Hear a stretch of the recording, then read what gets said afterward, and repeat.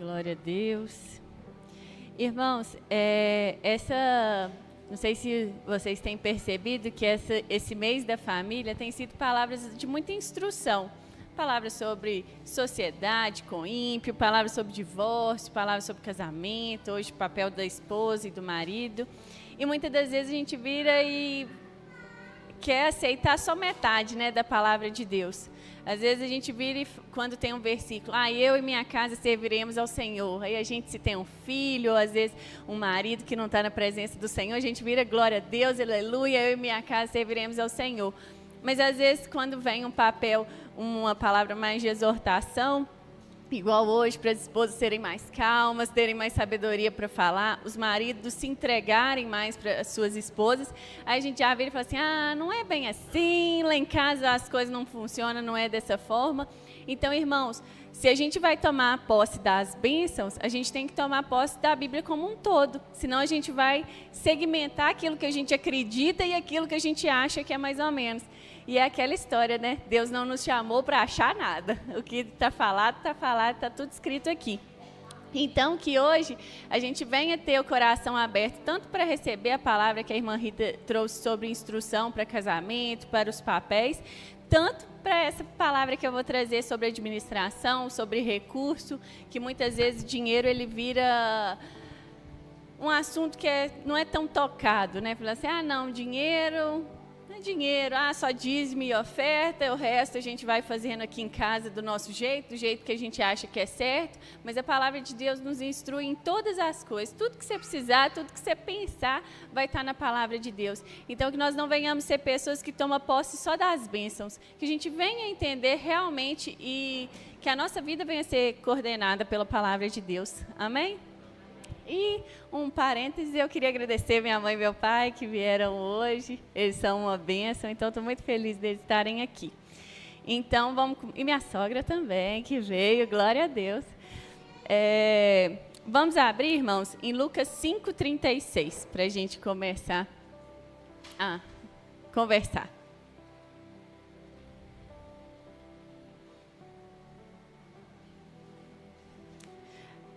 Fala da seguinte forma, a gente vai abrir muitos versículos, então se os irmãos quiserem ir acompanhando no telão ou abrir na Bíblia, vocês fiquem à vontade. Fala assim, então lhes contou essa parábola, ninguém tira um remendo de uma roupa nova e costura em uma roupa velha. Se fizer, estragará a roupa nova. Além disso, o remendo da nova não se ajustará à velha. E ninguém põe vinho novo em odres velhos. Se fizer, o vinho novo romperá os odres, se derramará e os odres se estragarão. Ao contrário, vinho novo deve ser posto em odres novos. Não se coloca vinho novo em odres velhos. E eu comecei a introdução com esse versículo, irmãos, porque às vezes a gente busca libertação em várias áreas da nossa vida. A gente busca libertação de falta de perdão em alguma área, com os pais, com o marido, hoje falou de casamento. A gente procura libertação na área da saúde, a gente quer libertação em várias áreas. Só que às vezes uma área a gente oferece mais para ter cura, outra área a gente oferece mais ou menos, outra área a gente nem conta para o Senhor. Então a gente vira como se fosse um retalho de libertações. Essa área está mais ou menos, essa área está um pouco, aquilo ali não está. Então que hoje a gente vai entender que a vontade do Senhor é derramar um vinho novo sobre a nossa vida, é derramar o novo do Senhor sobre a nossa vida. Mas para que isso aconteça, o odre tem que estar novo, o pote tem que estar novo, porque o Senhor vai querer derramar às vezes uma bênção na sua vida, só que você está às vezes carregando coisas que já eram para ter ficado para trás, carregando coisas que já se passaram. Então, que a gente venha buscar o novo do Senhor, mas para vir o novo do Senhor, é necessário que o odre, o pote seja novo. Então, que hoje a gente venha apresentar ao Senhor a nossa vida financeira. Eu vou ir conversando com o Senhor, com vocês. Eu sou formada em administração, então, às vezes, vocês podem virar e falar assim, para a Júlia é mais fácil, ou, então nós vamos ter uma aula de matemática.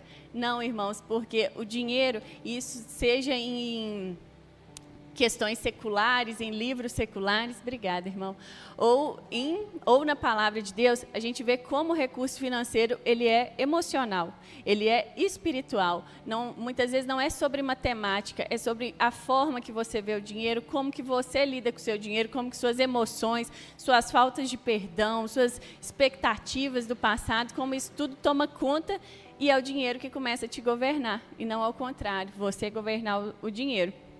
E aí, em 2 Coríntios 3,16, fala o seguinte: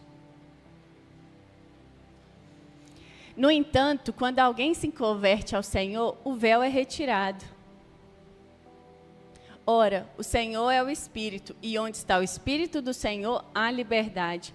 Então, que hoje nós venhamos entregar, mostrar ao Senhor toda a nossa expectativa, tudo que a gente pensa sobre dinheiro, sobre recurso financeiro, para que o Espírito Santo de Deus possa trazer liberdade para essa área da nossa vida, porque muitas vezes a gente esconde, ou a gente nem toca nesse assunto, e aí nós vamos ficando, aquilo vai ficando longe da presença do Senhor.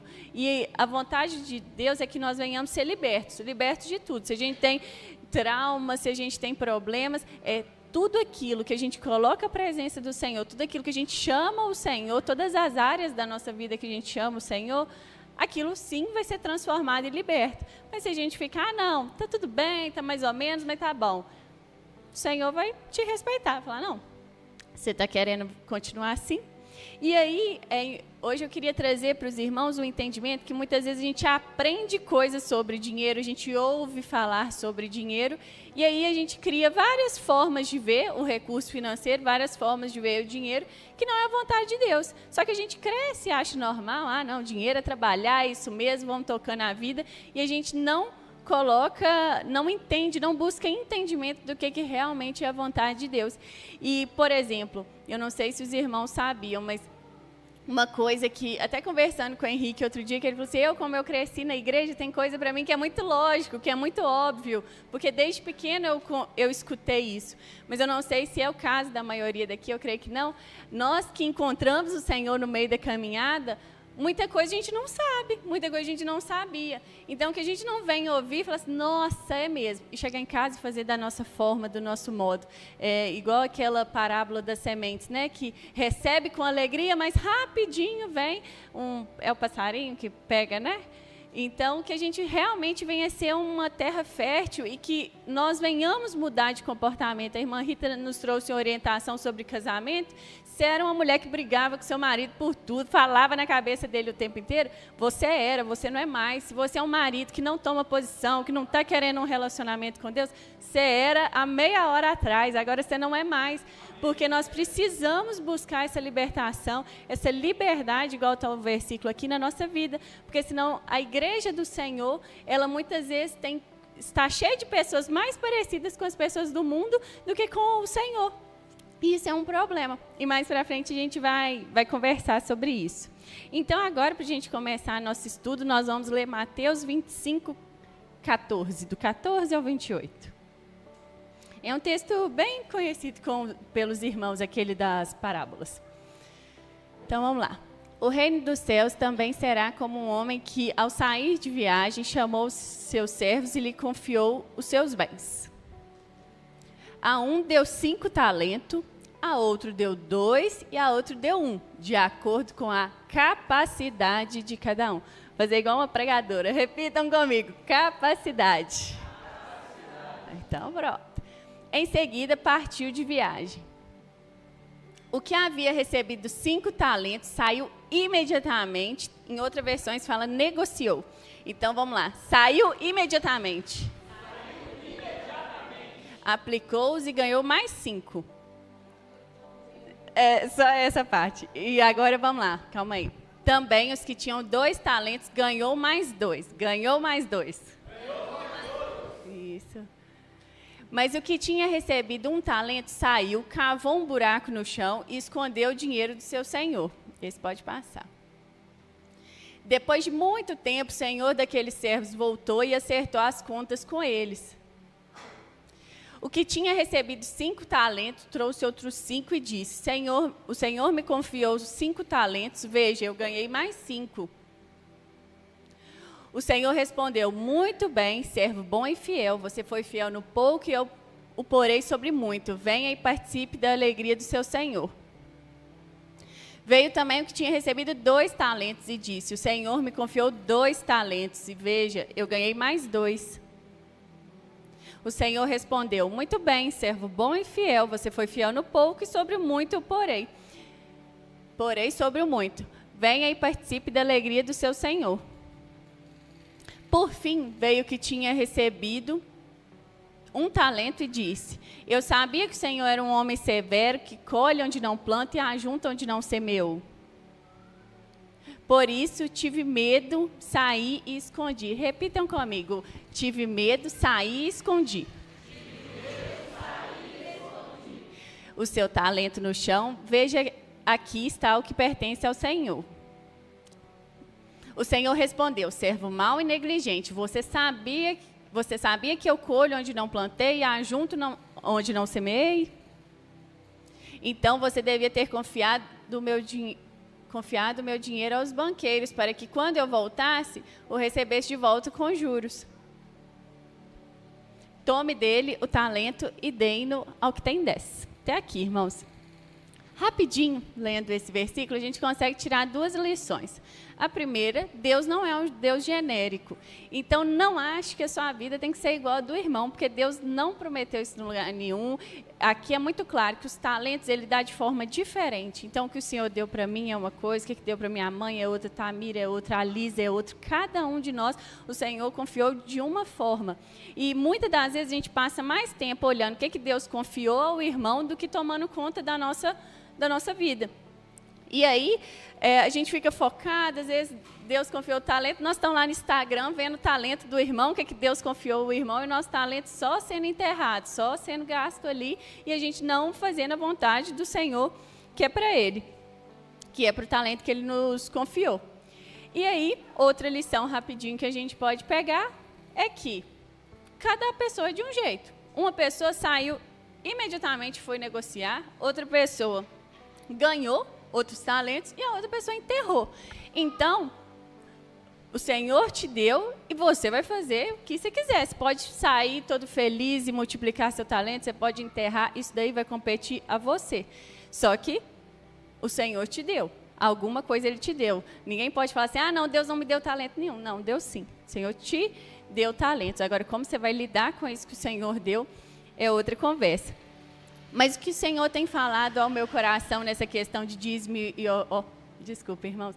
Nessa questão da vida financeira, há um bom tempo, acho que como é a minha área, é algo que eu estudo, que eu gosto de aprender, é o verso 25 que eu pedi os irmãos para repetir.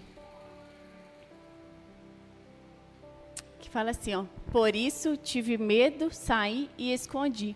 Ele poderia ter falado qualquer coisa. Tem outra parábola na Bíblia que fala assim, eu tinha um casamento, não deu para eu ir no banquete do Senhor, eu tinha que cuidar dos meus bois. Ele podia ter inventado qualquer coisa para o servo dele, o motivo de não ter dado conta de ter cuidado e multiplicado aquele talento que ele deu. Só que ele virou e falou que teve medo. E foi isso, que o Senhor se irou com ele, porque muitas vezes o dinheiro, ele causa mais emoções na gente, ele mostra toda aquela aquela falta de perdão, aquelas remorso de infância, ele demonstra mais isso do que verdadeiramente o que ele é. Então, aqui, o que irritou o Senhor foi que ele teve medo, ele deixou a emoção dele conduzir algo que era ele que tinha que conduzir, não a emoção dele que tinha que conduzir. E aí, a gente começa a ver como o dinheiro ele tem sido emocional. E cada vez mais a igreja do Senhor tem se parecido com o mundo. Cada vez mais a gente começa a ver que casais começam a brigar muito por causa de dinheiro. Em época de crise financeira, o número de divórcio cresce em até 25%. É muita coisa, é muita gente que separa por causa... É aquela máxima, quando as coisas estão boas, está tudo bem, mas quando não está, então o dinheiro ele dá um ritmo na vida de muitos casais. A gente vê rede social, igual a irmã Rita falou, tudo é comprando. Na pregação hoje lá de manhã, a irmã até brincou que eu falei com ela, é o carrinho da Shopee lotado. Ela falou assim, irmã, parece que você estava vendo meu carrinho falando para mim. Então, é o carrinho da Shopee cheio e a compra chegando em casa o tempo inteiro. E, não, porque fulano na internet fez, eu também tenho que fazer. E, a partir daí, a igreja do Senhor tem virado uma igreja endividada, uma igreja parecida com o mundo. Tipo assim, muitas vezes a gente não tem sido diferente na nossa forma de falar, a gente não tem sido diferente nos casamentos, que do mesmo jeito que casamento no mundo é um tumulto, muitas vezes na presença do Senhor também, porque as pessoas não querem tomar a posição que a irmã Rita aqui trouxe. E aí os jovens também, muitas vezes, eles acham que dinheiro cai do céu, então acham que é só estudar, formar e está tudo certo. Trabalho está ali, dinheiro está caindo na conta, e aí quando vê que a conta não está fechando, dá uma frustração. Então, todo mundo começa a ser meio que orientado pela forma financeira. Se tem dinheiro, está tudo bom. Se não tem dinheiro, está tudo ruim. As minhas expectativas começam a ficar mais no dinheiro do que não. E aí uma frase que é a pior de todas e que está dentro da igreja e que a gente consegue ver como o nosso coração está equivocado, muitas vezes a gente vê, né, um irmãozinho que é servo do Senhor, faz tudo na obra, realmente ama o Senhor, e aí ele tem um casamento abençoado, uns filhos abençoados, tudo para o irmão dar certo. Aí a gente vira e fala assim, mas com dinheiro é mais fácil, né? Quando tem dinheiro tudo fica mais fácil. A gente desconsidera o Deus que ele serve, a gente desconsidera o Senhor que ele serve e fala, não, mas é porque dinheiro é mais fácil. Então, irmãos, se algum pensamento desse está no nosso coração, é porque a gente está olhando para o dinheiro para uma importância que ele não tem, que ele não deveria ter. A gente está olhando ele como o ditador das regras da nossa vida e não ao contrário, a gente não coloca ele na posição que ele realmente deveria ter. E aí a gente começa com aquele monte de equívoco da palavra de Deus. E aí, muitas pessoas que acham que ser filhos de Deus, de realmente viver a palavra de Deus, é viver em uma miséria nessa terra, é achar que, não, que eu sou um coitadinho, que tudo está dando errado, mas é assim mesmo, que quanto mais difícil, mais a Deus eu vou ver, mais Deus eu estou vendo, mais um equívoco, achar que Deus quer sofrimento para os seus. E outra máxima é aquela, dá o passo que Deus coloca o chão. Isso não é versículo bíblico, irmãos. Isso não é princípio bíblico. Você pegar, sai passando seu cartão e sai fazendo do jeito que você quiser e vai dividindo. Não, mês que vem a gente resolve. Isso é imaturidade espiritual. Isso é colocar Deus à prova. Deus é um serviçal nosso, que nós vamos fazer do jeito que a gente pensa, do jeito que a gente acha, e depois a gente vai... Deus, tenha misericórdia, me ajude a pagar isso. Isso é uma irresponsabilidade com o Senhor. E aí, a gente tem que buscar olhar para o dinheiro. Não, como que eu estou olhando? Eu estou achando que colocando Deus à prova, fazendo as coisas da minha forma e contando com a misericórdia de Deus? Ou eu sou aquela pessoa, que acho que o dinheiro está errado, que eu não posso prosperar nessa terra, as coisas têm que estar difícil mesmo, e se fala de crise, você fala, está em crise mesmo, e se você sentar e se eu contar minha vida, você chora.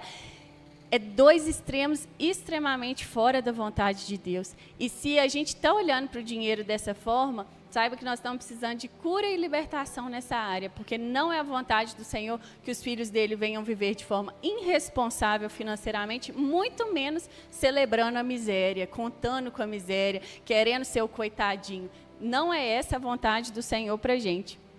E aí, a gente vai ler aqui em 1 Coríntios 14, 33.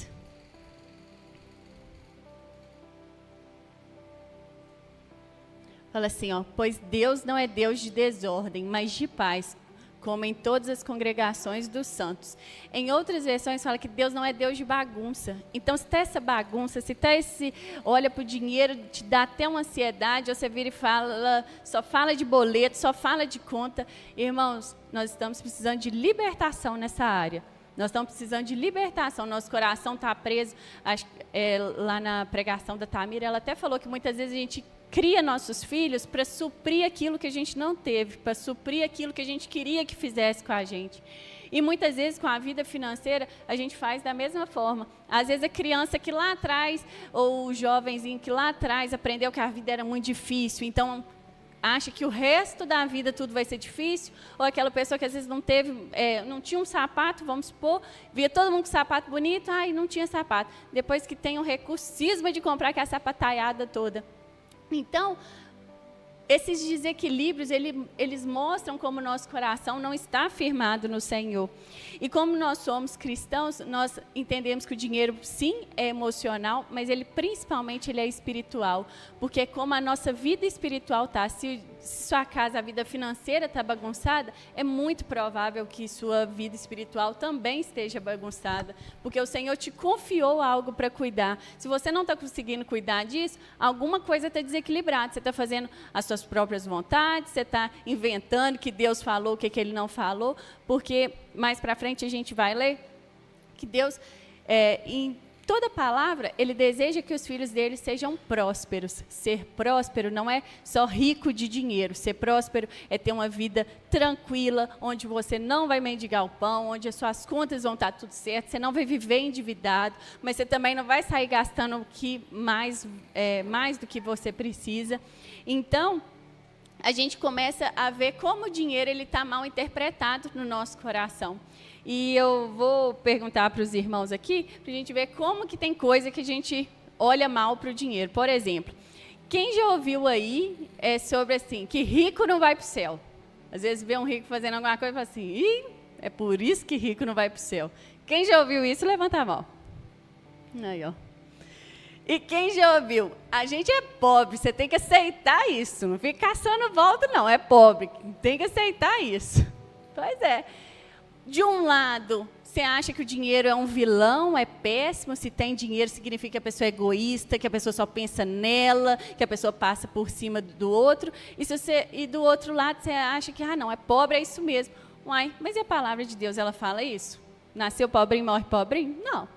Realmente, às vezes é a sua condição, mas Deus te quer prosperando, Ele te quer prosperando em todas as áreas, porque o povo de Deus, ele tem que ser exemplo. Como é que nós vamos ser exemplo se a gente pegar, a igreja está totalmente endividada, o cartão de crédito todo mundo está estourado, nós não temos sabedoria nenhuma, ou a gente crê que o nosso Deus quer que a gente fique sendo um coitado, mendigando pão, sempre dependendo de recurso de outras pessoas. Que testemunho é esse? Então, Deus, Ele quer nos usar para fazer diferença nesse mundo. Então, a gente precisa entender que, desde pequenininho, como a gente foi ensinado de forma equivocada, colocando dinheiro como vilão, ou colocando a gente como viver da mesma forma, a gente começa a mais ser governado pelo dinheiro do que governar ele. E aí, eu queria falar com os irmãos. Uma vez eu li um livro que ele chama Dinheiro é Emocional. E lá o autor, não sei se ele é cristão, assim, mas ele usa versículo, porque hoje em dia é muito moda pegar salmos e provérbios, né? E aí ele fala muito, ele dá exemplos, por exemplo, de uma criança que quando era pequena, todo mundo na escola tinha um sapato ou uma mochila diferente. Quando ele vira um adulto e tem recurso financeiro, ele começa a comprar coisa demais. Sempre que tem um dinheiro, ele quer comprar um sapato. Sempre que tem um dinheiro, ele quer comprar alguma coisa. Isso muitas vezes pode acontecer com as mulheres, às vezes a mãe ou a família não tinha uma casa muito bonita, não tinha uma casa assim. Aí depois, quando você começa a trabalhar, ter seu dinheiro, fica o tempo inteiro comprando coisa para dentro de casa. Tem aquela vasilhada, aquela panelada, aquele tanto de coisa, mas vai comprando. Talvez para suprir isso, que lá era meu sonho ter tantas vasilhas, era meu sonho ter tal panela. E aí você vai comprando coisa que você não precisa e vira um consumismo.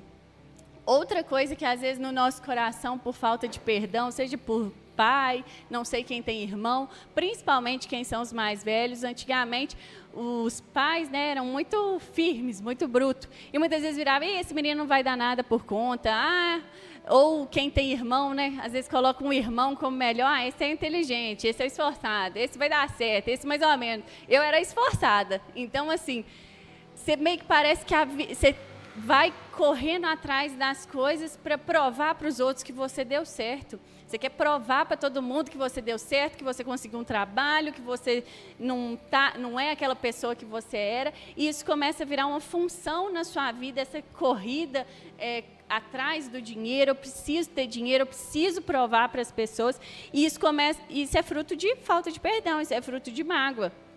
E aí, muitas vezes a gente também vê pessoas que teve a infância muito sofrida, que desde pequeno teve que trabalhar, correr atrás das coisas. Então, a pessoa cresce com aquele senso de coitadinho, de tipo assim, aquele ditado, quem não chora não mama. Então, todo mundo, ai, nossa, estou precisando de um dinheiro, nossa, ai, as coisas estão tão difíceis, esperando que alguém vai dar algo. Porque é muito mais fácil você ficar chorando as pitangas do que buscar, Senhor, minha vida está uma bagunça. Para onde que eu vou? Como que eu vou me organizar? Muito mais fácil é ficar chorando as pitangas perto de um ou agir de forma super irresponsável de dar o passo e contar que Deus vai pôr o pé.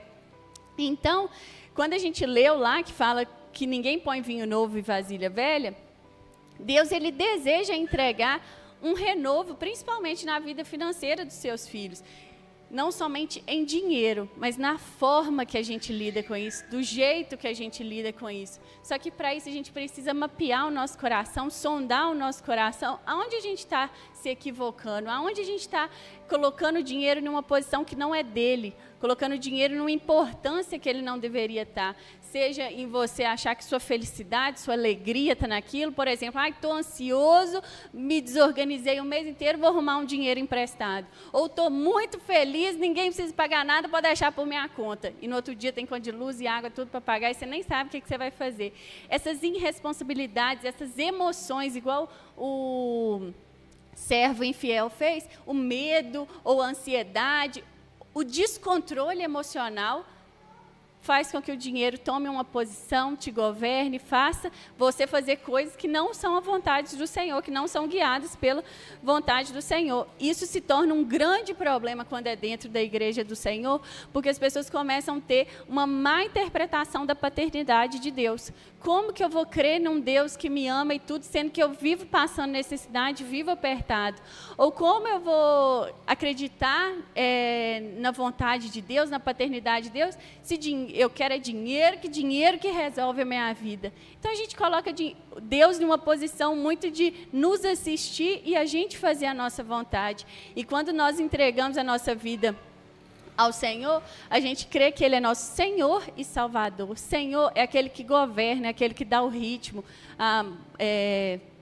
Época de escravos e senhores, se o senhor falar para o escravo para andar para a direita, ele tinha que andar para a direita. Se ele falava para a direita, se falava para ir para a esquerda, ele tinha que andar para a esquerda. E hoje em dia a gente quer o Senhor Salvador, a gente quer morar no céu, a gente quer ser filho do rei, mas a gente não quer o senhorio dele na nossa vida.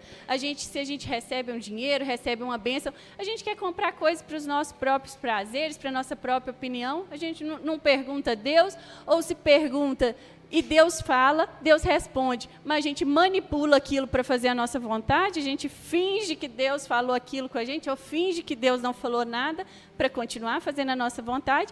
E aí, quando a gente vê, nós estamos no meio de o pastor fala embaraçado. Quando a gente vê, a gente está todo embaraçado.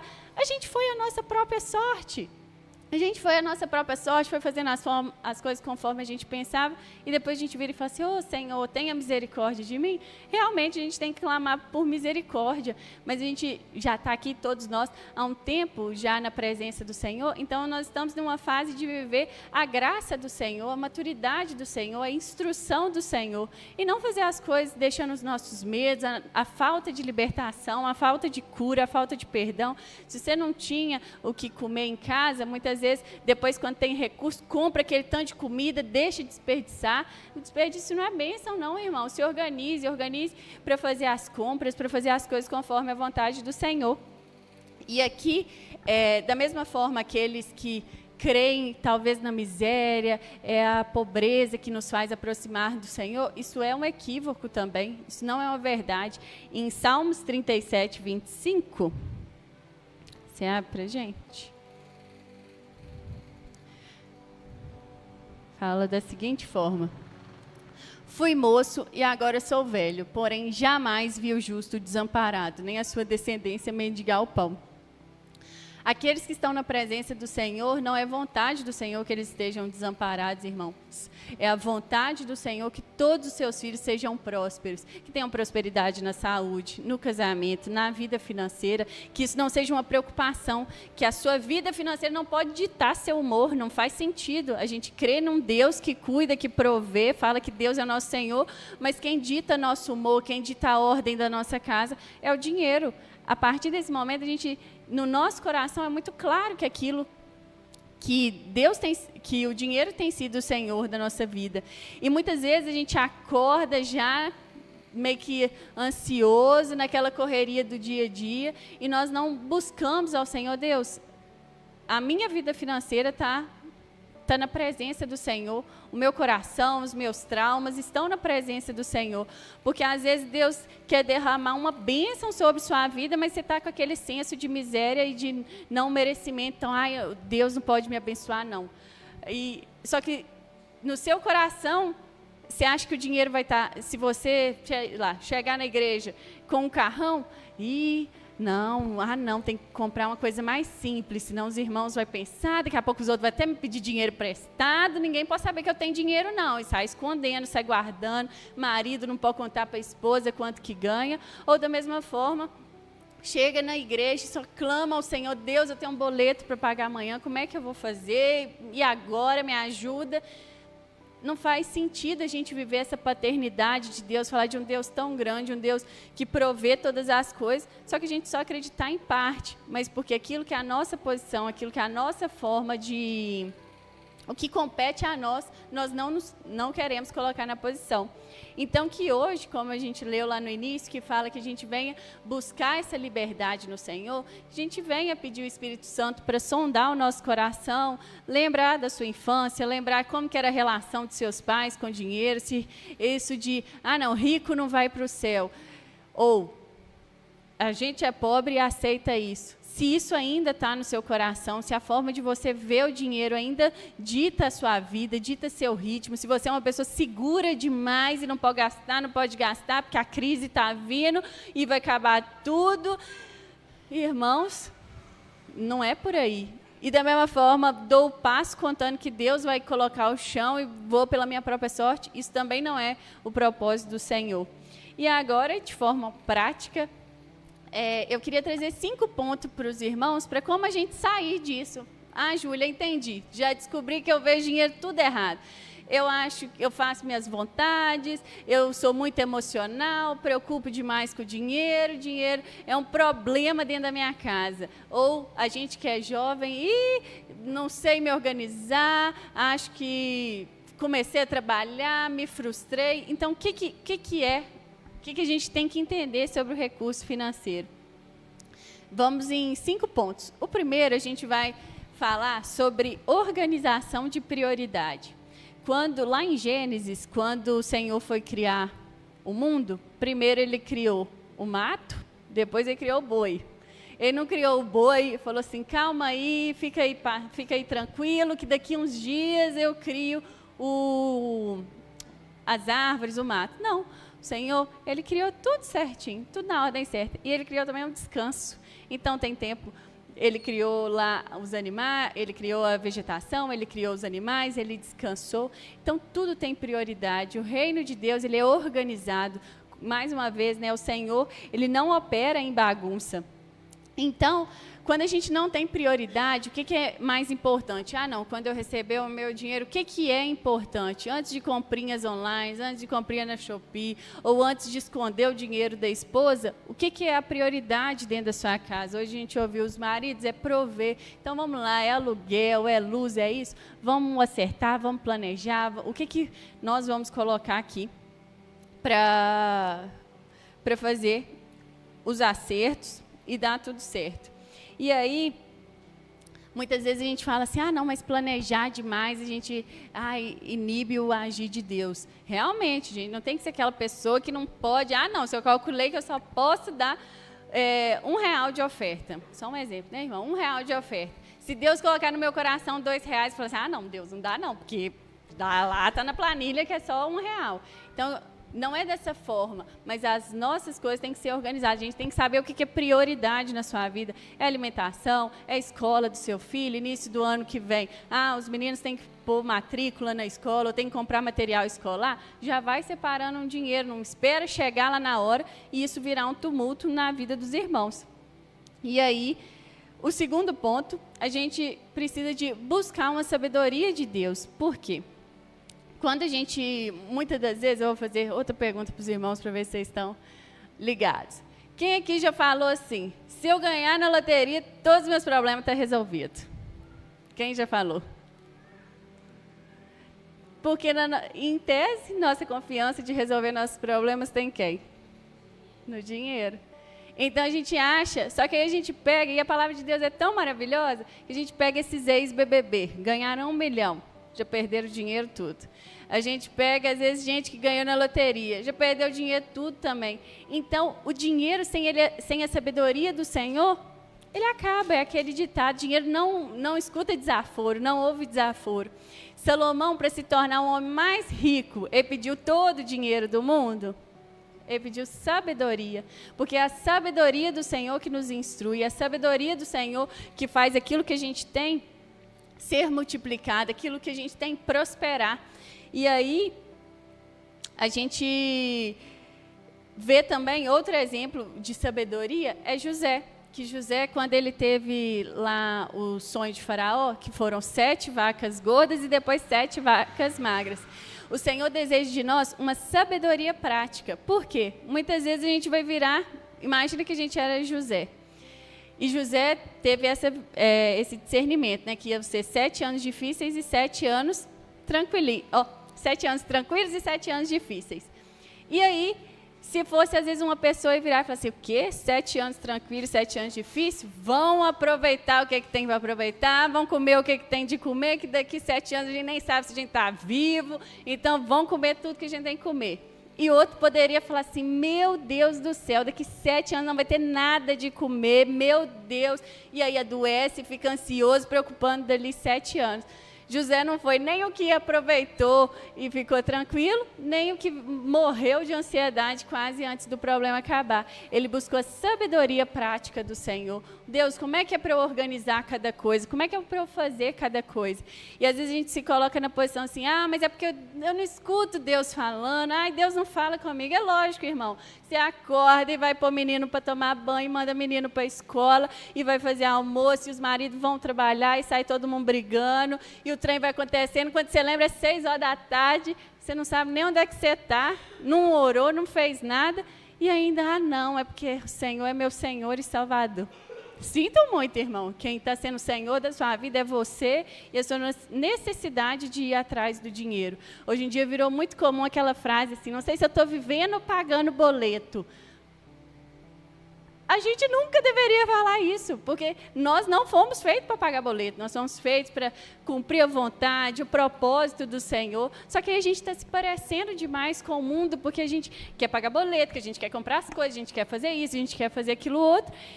E assim, bênção, irmãos, mas isso não é a prioridade da nossa vida. Então, que a gente venha buscar essa sabedoria do Senhor. E aí eu queria abrir com os irmãos em Deuteronômios 8:18.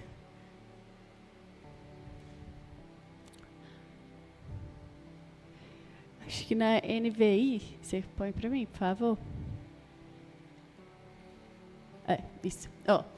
Antes, lembrem-se do Senhor, o seu Deus, pois é Ele quem dá a vocês a capacidade de produzir riquezas, confirmando a aliança que jurou aos seus antepassados, conforme hoje se vê. O Senhor deu capacidade a todos nós de trabalhar. Todos nós aqui temos capacidade de produzir, de fazer algo. Porém, a sabedoria, também tem um versículo que fala que a gente deve pedir ao Senhor a sabedoria. Então, a capacidade nós já temos. A forma de trabalhar nós já temos. O que a gente precisa é buscar do Senhor a sabedoria para lidar com aquelas coisas que o Senhor nos confiou. Porque a gente precisa ter essa sabedoria prática, senão a gente, sabedoria é muito bonito, está tudo muito no intangível, no distante, e no dia a dia a gente faz as coisas do nosso rumo. Então, que a gente venha buscar essa sabedoria do Senhor, orar a Deus, todo início de mês, quando você pegar seu salário, ore a Deus, pergunte ao Senhor o que você vai fazer com aquilo ali, para que lado você vai, o que você vai fazer, porque senão você vai lidando, vem na igreja, aí seu casamento às vezes está indo bem e tudo mais, mas sua vida financeira é uma coisa que você toma as decisões, que você decide. E Deus, ele não é um Senhor de uma parte específica da nossa vida, ele é o Deus do completo, do todo. E agora, o terceiro ponto que eu queria falar com os irmãos é sobre organizar a sua casa. Conforme eu tinha falado antes, Deus, ele não é um Deus de bagunça, ele não vai operar no meio de confusão. Uma pergunta aí também, para levantar a mão. Quem aqui sabe exatamente sim, o valor que a sua casa, a sua família, gasta de mercado por mês? Meu marido, ele sabe. Pois é, vocês viram que a maioria não sabe? A maioria não sabe quanto que gasta de mercado. E aí a gente quer virar para Deus e falar assim, Senhor, opera o seu milagre. A gente não sabe quanto que a gente gasta de nada. Não sabe quanto que entra, quem trabalha às vezes por dia. Você não sabe o dia que você trabalhou. Depois, não, é mais ou menos tanto. Então, nem para ofertar, você está sabendo mais ou menos quanto que você tem que ofertar. Você não sabe o que... Não sabe. Sua casa está toda desorganizada, vai entrando, vai saindo, e aí não sabe nem para onde que foi. A minha avó que brincava, foi a zero.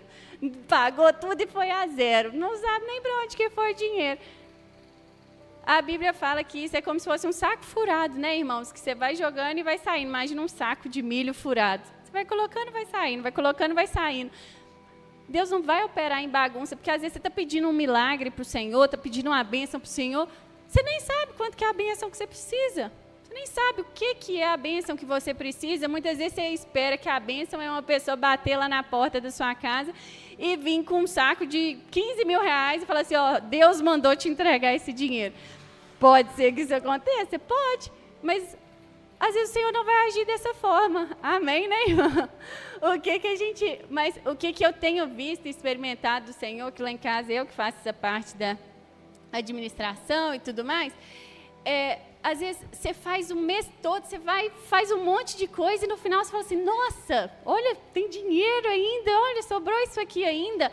Só que para você ver as mãos de Deus, o trem precisa estar organizado, porque senão você nem vai saber o que Deus prosperou, você nem vai saber o que Deus te honrou, porque você não está sabendo nada do que está acontecendo. Então a gente precisa, porque a palavra de Deus fala até assim, de a gente colocar o Senhor à prova nessa questão de dízimos e ofertas. Você vai fazer prova de Deus de quanto? De quê? Se você não está sabendo nada.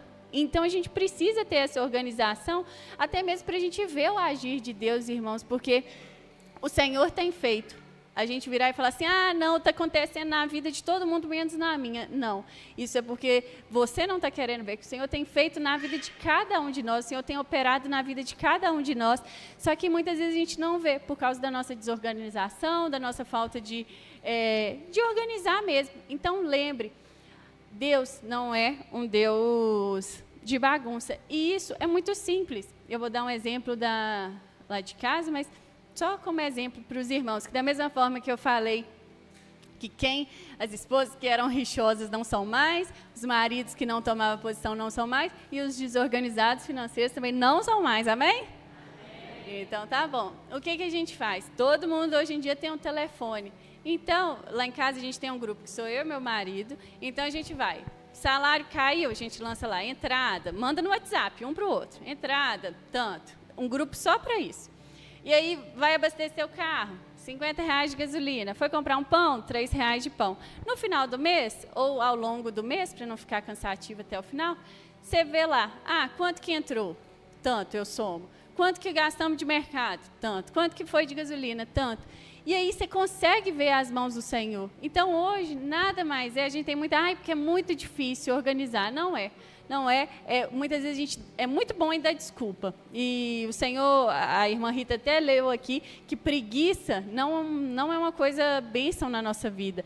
Então, os jovens que estão começando agora a vida, às vezes o pai da mesada, ou já estão trabalhando, vai anotando, faz um caderninho, coloca lá o que está entrando, o que está saindo. Vai tendo o controle da sua vida, não deixa tudo ser uma bagunça e vá ver nas mãos do Senhor, porque quando a gente vai se organizando, a gente vai vendo como Deus ele vai fazendo na nossa vida. E agora, o quarto ponto, então, o primeiro ponto é organização de prioridades, a gente saber o que é prioridade na nossa vida financeira. A segunda coisa é buscar sabedoria prática. Coloquei as prioridades, a sabedoria prática. Senhor, como é que eu vou fazer? Senhor, me ajude a me organizar. O terceiro ponto, organize sua casa para você ter entendimento, saber, não esperar que Deus venha organizar as coisas que Ele confiou a você. E o quarto ponto, que eu acho muito importante, o Senhor tem falado muito ao nosso coração lá em casa, é reconheça que o Senhor, quem é o Senhor da sua vida? Porque se no nosso coração tem frases, tipo aquela que eu falei, para o irmão é mais fácil porque ele tem dinheiro. Saiba que o seu coração está mais firmado no dinheiro do que em Deus. Se você vira e fala que seu humor está ligado ao dinheiro, saiba que isso também está ditando seu ritmo. Se você acha que acorda o dia, sai trabalhando, sai corrida e vai fazendo as coisas na raça e no peito, do jeito que você acha, saiba que você está sendo o Senhor da sua vida, você está fazendo as coisas da sua cabeça, do seu jeito, e depois cobrando que Deus tenha, mude tudo, você vai fazendo mais escolhas, depois cobra que o Senhor tem que fazer. Então, que a gente venha sondar o nosso coração, e tem um salmo que eu gosto muito, que é o Salmo 127, que ele fala o seguinte: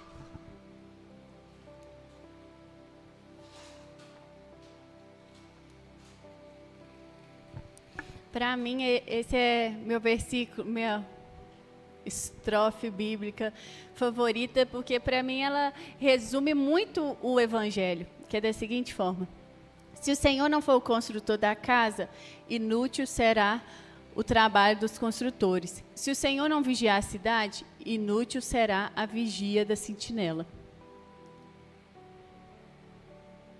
Inútil será para você levantar cedo, dormir tarde, trabalhar arduamente por alimento. Tem outras versões que falam trabalhar arduamente por um pão, pois ele concede o sono a quem ama. Irmãos, se você está achando que você vai fazer as coisas na força do seu braço, que você vai querer, não, eu vou trabalhar, que o dinheiro vai aparecer.